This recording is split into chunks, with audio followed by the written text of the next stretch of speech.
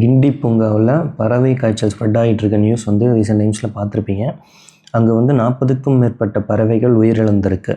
அந்த உயிரிழந்த பறவைகளோட மாதிரிகள் எடுத்து போபாலில் இருக்க தேசிய உயர் பாதுகாப்பு விலங்கு நோய்கள் NIHSAD National Institute of High Security Animal Disease அங்கே அனுப்பிச்சு அவங்க சோதனை பண்ணியிருக்காங்க. அந்த ஆய்வு முடிவுகள் என்ன சொல்லுதுன்னா, அந்த பறவைகள்லாம் H5N1 அப்படிங்கிற பறவை காய்ச்சல் தொற்றால் பாதிக்கப்பட்டிருக்கிறது தெரிய வந்திருக்கு.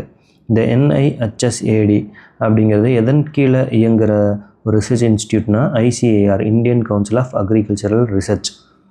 இப்போ பறவை காய்ச்சல் சம்மந்தமாக நமக்கு ஸ்கூல் புக்கில் இருக்க ஒரு டாபிக் பற்றி பார்க்கலாம். இது 9th ஸ்டாண்டர்ட் நுண்ணுயிரியல் அப்படிங்கிற பாடத்துக்கு கீழே இருக்க ஒரு டாபிக். பறவைகளின் மூலம் பரவும் இன்ஃப்ளூயன்ஸா பறவை காய்ச்சல்.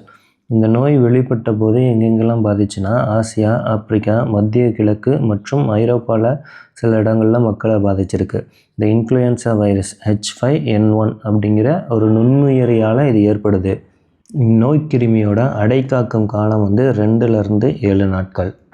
1996ஆம் ஆண்டு தான் இந்த H5N1 வைரஸ் அப்படிங்கிறது தோன்றுது. இது முதலாக தெற்கு சீனா மற்றும் ஹாங்காங்கில் கண்டறிஞ்சிருக்காங்க. இந்த H5N1 வைரஸ் வந்து 1997 வேர்ல்டு ஹெல்த் ஆர்கனைசேஷன் வந்து ஃபஸ்ட்டு ஹியூமனில் கண்டுபிடிக்கிறாங்க. இந்நோயோட வெளிப்பாடு வந்து 2003 டிசம்பரில் அறியப்பட்டது.